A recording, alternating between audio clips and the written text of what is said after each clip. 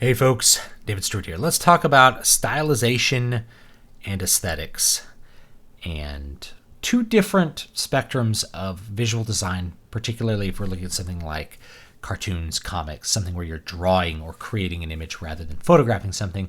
And that is going to be the stylized side versus a more realistic or a style that's towards the realism side. Rob Liefeld is going to be a little bit of our guide here.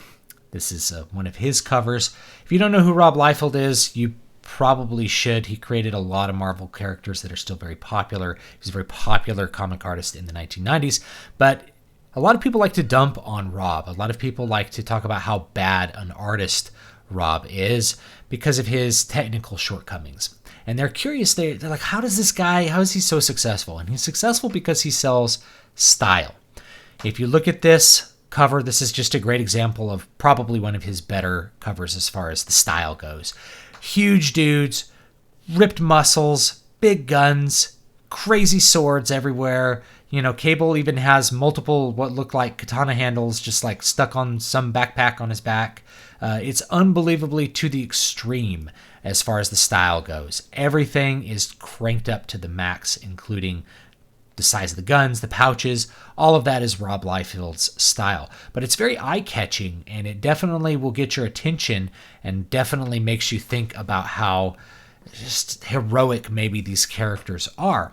At the same time, the criticisms of Rob Liefeld's art are not incorrect. He does have some technical issues, and this is particularly true in the late 80s and early 90s when he was really beginning and exploding in popularity. People would remark that, he doesn't have feet. There's no feet in any of the shots, or people are always standing around in the exact same pose because it was a pose that he could draw. You could even get to the point where you'd see something like this, which is a very grotesque distortion and really not a very good picture. Even Rob has admitted this is probably not a very good drawing. But how did we get here? How did we end up with this stylization? And why is it okay to criticize the fact that he is being technically inaccurate with style? Well, it's because in the comic medium, you really have a direction towards realism. When you're doing an inked comic book picture, you really aren't looking at something that is completely real. You're looking at a representation of something that is real. It's trying to point directly to something that it actually looks like. This is different from an abstract painting, which looks like nothing, or a cartoon, which is mostly about gestures. And I'll talk about that in just a second. So he is operating in a space that was pioneered and really brought to its peak by artists who were well trained in illustration style. The characters had correct proportions, their faces were arranged in the correct way. Everything was technically accurate about most of the comic book drawings, at least from like Marvel and DC in, say, the 70s and 80s. A guy like John Buscema, who is really a master of illustration styles, has everything correctly proportioned, great idea for how what perspective he wants to use in his art, and the inking supports all that.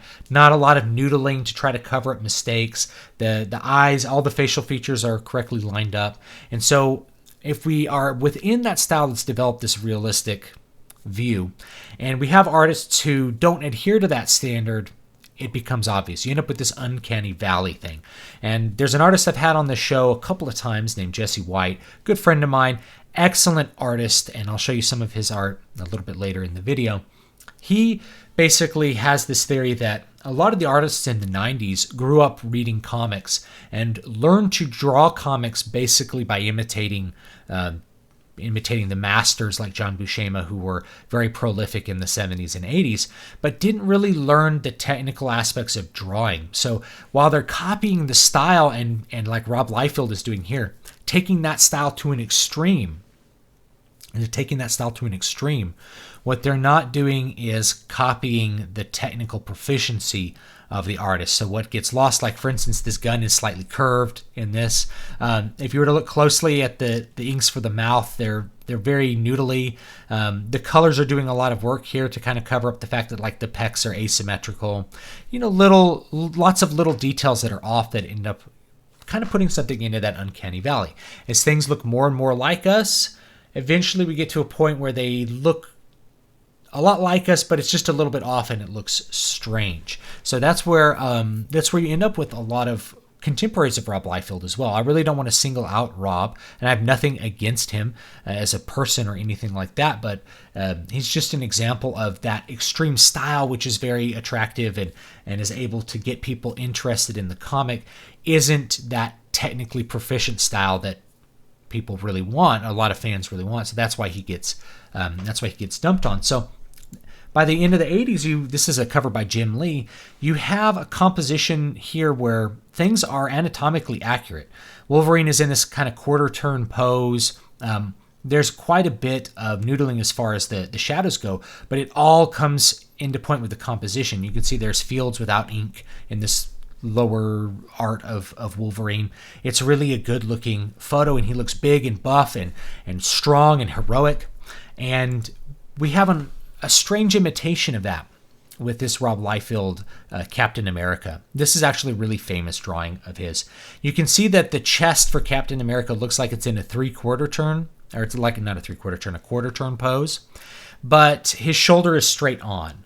So the pose is kind of morphed between a profile and a quarter turn pose. His head and his pecs are kind of in this quarter tone, but his shoulder isn't. And the whole thing looks very distorted. It's a distorted version of reality.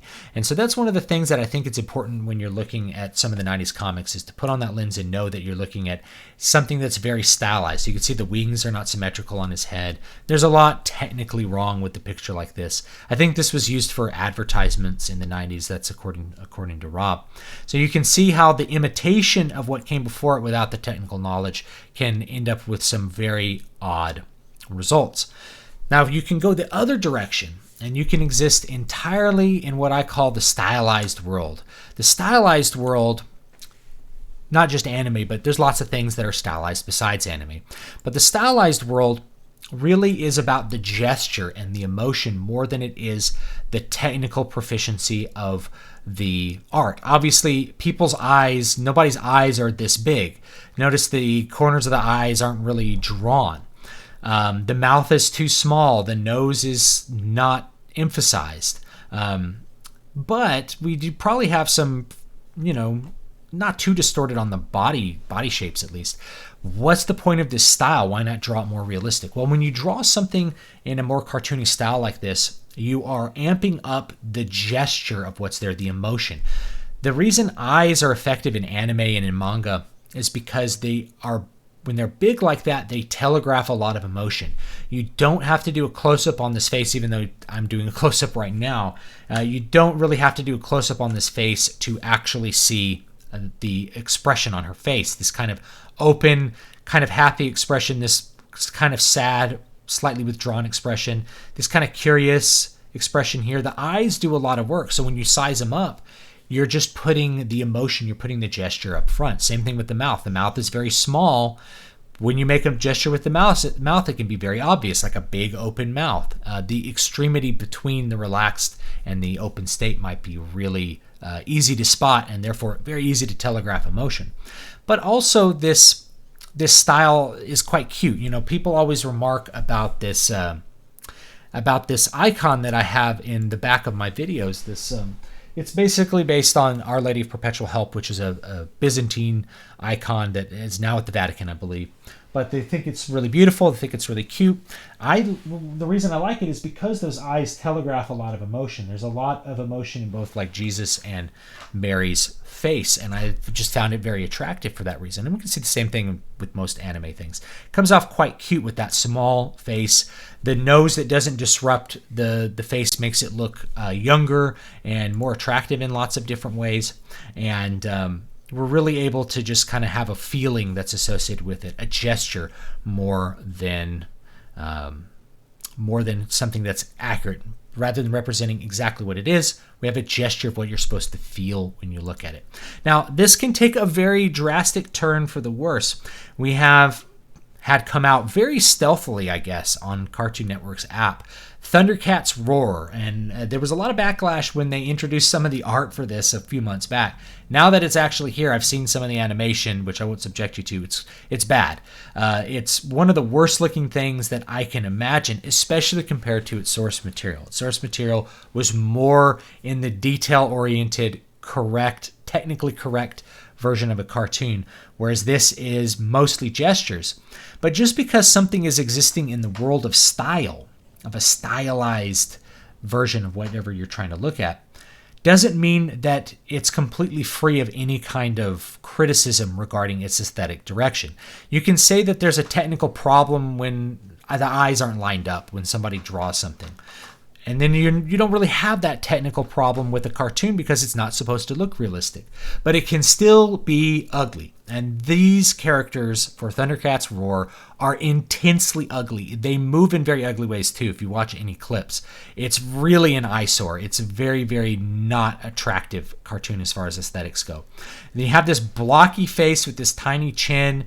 You have these stray lines which are supposed to hint at what actual detail would look like.